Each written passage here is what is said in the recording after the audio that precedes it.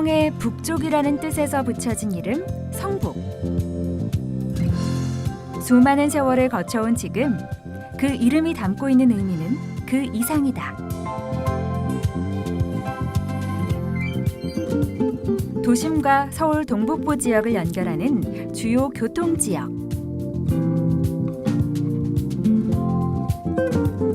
과거와 미래, 전통과 현대가 함께 머물러 있는 도시. 어디를 가도 가까운 게 좋다고 생각해요. 광화문을 가려고 해도 가깝고, 이제 성북천도 있고 명소들이 가까워서 살기 좋은 것 같아요. 주변 사람들이 되게 친절해서 정말 좋은 것 같아요. 선잠단지요. 서울 성곽이요. 미디어 센터 같은 게 많잖아요. 그래서 문화 쪽으로 약간 발달된 구가 아닐까 싶어요. 막 산도 있고 절도 있고 학교도 많고 되게 학생들과 가족들이 살기에 되게 좋은 곳이라고 생각해요.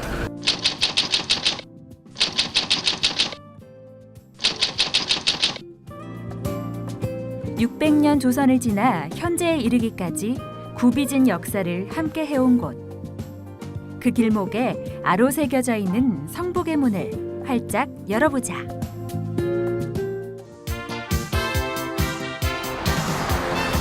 동소문동으로 넘어가는 고개를 넘다 보면 하나의 문과 마주하게 된다. 해화문은 서울 성곽의 4개의 작은 문에 불과했다. 하지만 서울의 북대문인 숙정문이 깊은 숲속에 있어 음기를 차단한다는 이유로 통행을 금지시켜 해화문이 북대문의 역할을 대신해 사람들의 길목이 됐다. 백성들이 편리하게 지나다니게 하는 통로 역할을 했듯 그 은혜가 큰 문만큼이나 크게 느껴진다. 이 문에는 또 다른 이야기가 있다. 해화문에는 다른 문의 문루처럼 용이 그려져 있지 않고 봉황이 그려져 있다. 삼선교에서 도남동 일대는 과거 울창한 산림지대였다. 온갖 새들이 모여들어 농사에 피해를 주자 새들을 내쫓기 위해 새들의 왕인 봉황을 그려넣은 것이다. 조상들의 재치가 엿보이는 그림이라 할 수 있다.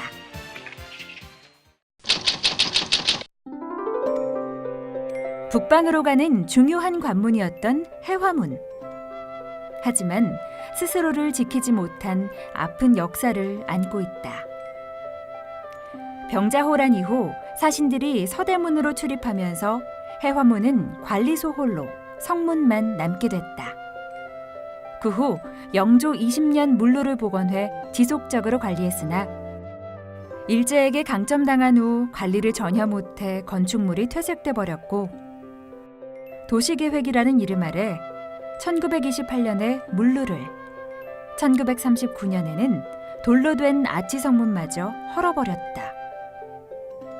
중요한 문으로서 한때의 영광을 가졌던 해화문이 그렇게 우리의 곁을 떠난 것이다. 길 한 구석에 해화문 터였음을 알려주는 표지석만이 그때의 아픔을 전하고 있다.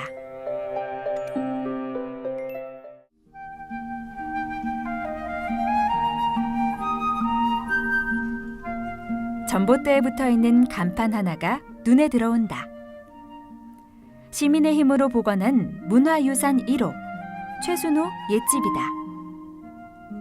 이곳은 국립중앙박물관 관장을 지낸 최순호 선생이 1976년부터 작고할 때까지 살던 집이다. 무량수전 배흘림 기둥에 기대서서라는 책으로 우리에게 잘 알려진 최순호 선생. 한평생을 한국의 아름다움을 지키고 알리기 위해 힘썼던 최순호 선생의 집은 주인과 무척 닮아 있다. 1930년대 지어진 근대 한옥의 모습. 작지만 들어오는 사람을 품어주는 안마당. 그 속에는 향나무와 소나무가 어우러져 자리하고 있다. 그리고 뒤로 돌아 들어서면 꾸밈없는 편안함을 담은 뒷뜰이 나온다. 사랑방 위에 최순호 선생이 직접 쓴 현판이 말을 건네는 듯하다. 우리의 문화재를 지키기 위해 헌신했던 그의 집에도 위기가 찾아왔다.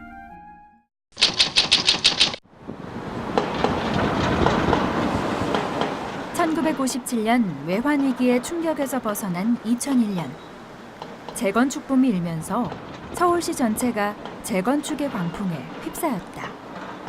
성북동도 예외는 아니었다. 2002년 성북동 빌라 건축 붐이 일면서 최순호 가옥도 헐릴 위기에 처하게 되자 시민단체인 내셔널 트러스트가 시민들의 성금을 모금해 가옥을 지킨 것이다. 그래서 시민문화유산 제1호로 불리며 우리 곁에 남아있게 됐다. 우리 문화를 지키려 애썼던 최순호 선생의 마음이 지금 후손들에게도 전해지고 있는 것이다.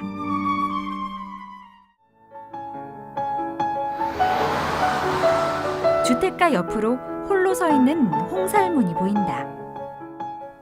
이곳이 선잠단지다. 지금은 찾아보기 힘들지만 과거 성북동 일대 전체가 뽕잎밭을 이루고 있어 커다란 누에 농장이 운영됐다고 한다. 그래서 이곳에서 누에 농사의 풍년을 빌기 위해 선잠단지를 세워 기원을 드린 것이다. 선잠은 최초로 누에를 통해 비단씨를 얻은 서릉씨에서 따온 말이다. 그와 관련된 재미있는 일화가 전해져 온다. 어느 날 서릉씨는 차를 마시다가 실수로 누에 고치를 뜨거운 찻잔에 빠뜨렸다. 그런데 고치에서 가느다란 실이 풀어져 나오는 것을 보고 그때부터 양잠을 시작했다고 한다. 조선시대 왕비들은 친잠이라고 하여 손수 뽕잎을 따고 누에에게 뽕잎을 먹였는데 이것이 행해졌던 곳이 바로 선잠단지다. 뽕나무들이 잘 크고 살찐 고치들을 얻게 해달라고 사람들은 간절한 마음을 담아 이곳에서 풍년을 기원했다. 당시의 제사단은 다른 데로 옮겨졌지만 선잠단지의 옛 터만은 아직 자리하고 있다. 매년 5월이면 이곳에서는 잠재례를 재현하는 행사가 열린다. 과거 왕비가 직접 참여했던 양잠 장려의식이 현대식으로 재현되고 있는 것이다. 백성들의 간절한 기도만이 남아 옛터를 간직할 수 있었던 것은 아닐까?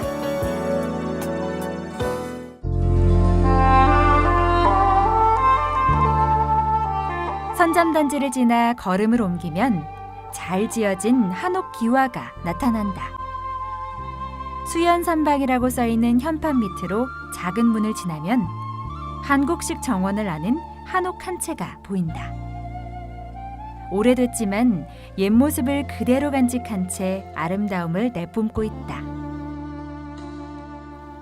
이 집에는 누가 살았던 것일까? 바로 소설가 이태준이다.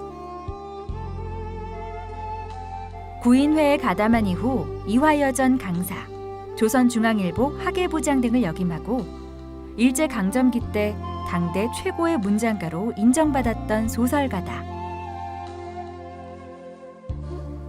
그는 이곳 수연산방에서 단편 달밤과 돌다리, 중편 코스모스 피는 정원, 장편 황진이, 왕자호동을 집필했다. 이곳이 이태준 소설가의 집으로 알려지면서 사람들의 발길이 끊이지 않자 그의 이종손녀가 수연산방이라는 이름으로 다과와 차를 즐길 수 있는 전통 찻집을 운영해오고 있다. 방 안으로 들어서자 햇살이 그대로 들어오는 따사로운 오후를 느낄 수 있다. 커다란 창살을 통해 정원과 그 너머의 바깥 경치를 그대로 눈에 담을 수 있다. 글을 쓰다 멈춰진 손, 그 손이 닿는 찻잔, 그리고 풍경. 소설가 이태준이 멈칫했을 그 순간이 여유와 소박함으로 전해져 오는 공간이다.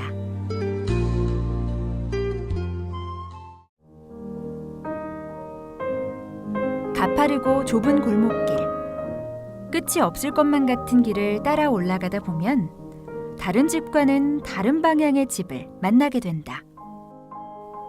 이곳이 만해 한용운 선생이 살아생전 살던 곳이다. 시인이자 승려, 독립운동가였던 선생은 3.1운동으로 3년 옥고를 치르고 난 후 한동안 거처 없이 지내고 있을 때 지인들이 북장골 골짜기에 이 집을 마련해줬다고 한다. 그런데 이 집은 여느 집과는 다른 북쪽을 향해 있다. 일반적으로 집은 남향으로 짓는다. 남향집이어야 여름에는 시원하고 겨울에는 따뜻하게 보낼 수 있다.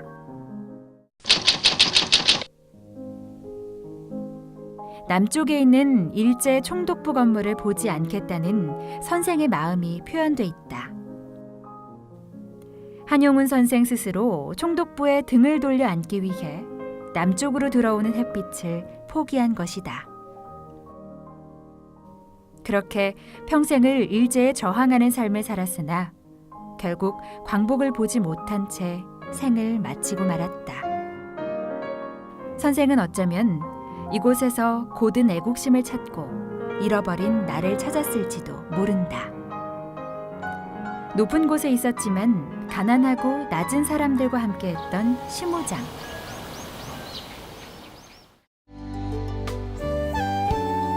심장로 옆으로 돌담을 두른 큰 문이 보인다. 이곳이 바로 우리나라의 3대 요정 중 하나로 큰 명성을 떨쳤던 삼청각이다. 돌담 너머로 울창한 숲이 둘러싸여 있어 신비로운 느낌마저 준다. 제4공화국 유신 시절 요정 정치의 중심이었던 어두운 과거 속에 여야 고위 정치인들의 회동, 1972년 남북 적십자 회담과 한일 회담 막후 협상 장소로 이용되기도 했다. 그러나 1980년대 들어서 손님들의 발길이 끊겼고 90년대 이르러서는 결국 문을 닫았다. 하지만 그 후 도시계획에 의해 문화시설로 지정됐고 2001년 새로운 전통문화공연장으로 조성돼 세종문화회관에서 운영하고 있다. 가장 비밀스러웠던 장소가 가장 열린 장소로 변한 것이다. 도교에서 신선이 사는 집을 의미하는 삼청각 안에는 하나로 조화를 이루는 아름다운 한옥이란 뜻의 일화당, 봄의 맑은 물소리로 마음과 정신을 씻어주는 그윽한 분위기의 청천당, 북한산이 보이는 운치 좋은 정자 유화정, 유화정 옆으로는 시원한 계곡물이 흐른다. 1년 내내 청청한 가을의 정취를 느낄 수 있다 해 지어진 이름 천추당, 은은한 비추빛 향기가 드리운 아담한 한옥 취한당, 동쪽의 길한 기운으로 늘 정갈함을 전해주는 곳 동백헌. 이렇게 6개의 한옥들이 각기 아름다운 정원과 더불어 삼청각을 조화롭게 빛내고 있다. 만약 신선이 머문다면 이곳 말고 그 어디가 있을까 싶다.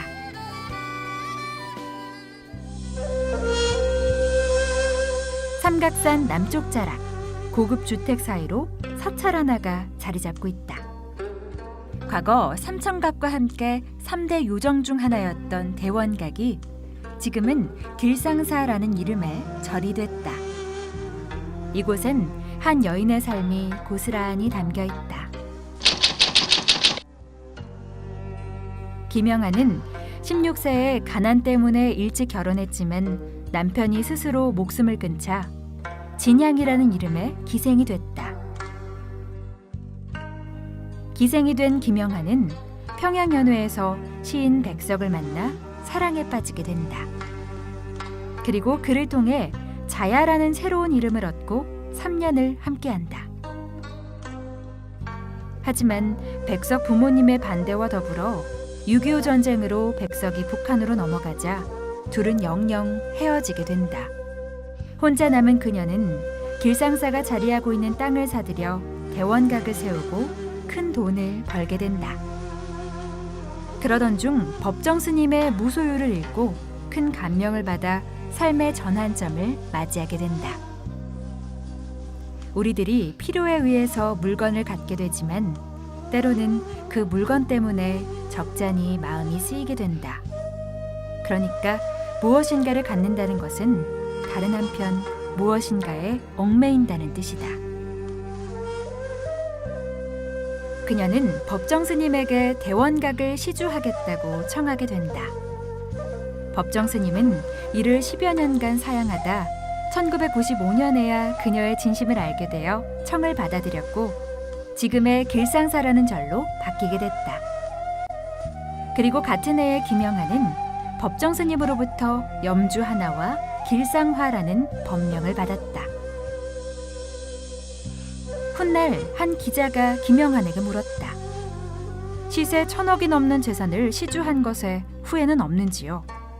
김영한은 누군가를 그리워하는 눈으로 대답했다고 한다. 1,000억? 그 사람 시 한 줄만도 못해.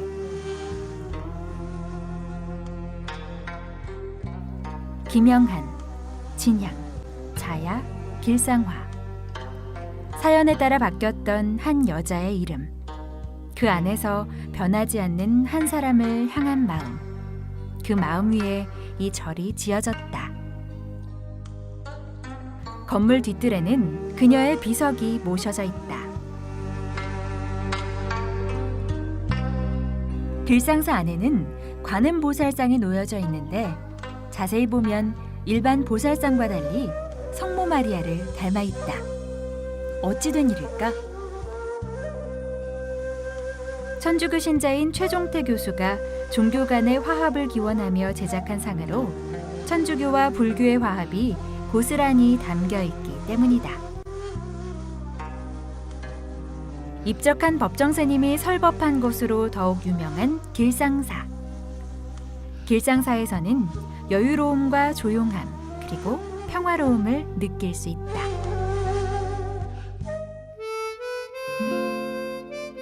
성북구엔 우리 민족의 아픈 역사가 배어있는 두 고갯길이 있다. 괴나리 보찜을 짊어지고 힘들게 넘어야 했던 아리랑 고개와 미아리 고개가 그것이다. 아리랑 고개는 사랑하는 사람과 함께 피난 가지 못하고 뒤에 처져 님을 원망하는 아픈 사연을 갖고 있다. 성북구 도남동에서 정릉동으로 넘어가는 아리랑 고개는 옛날에는 정릉으로 가는 고개라 하여 정릉고개라고 불렸으나 1926년 나온규가 이 고개에서 영화 아리랑을 촬영한 뒤부터 지금의 이름으로 바뀌었다. 영화 아리랑은 일제강점기 일제에 항거한 민족 정신을 보여주는 작품으로 민족의 애환을 아리랑과 연결해 그 한을 풀어줬다는 것에 의미가 짙다. 지금은 춘사 나온규의 아리랑을 기념하여 매년 아리랑 축제를 개최해오고 있다. 서울 시내 전체 도로명 가운데 아리랑 고개로 불려지는 유일한 도로다. 지금은 그 옛 모습을 대신해 도로가 자리 잡았지만 그 고개가 들려주고 있는 이야기는 한민족의 고요한 정서로서 영원히 우리들 가슴에 남아있을 것이다.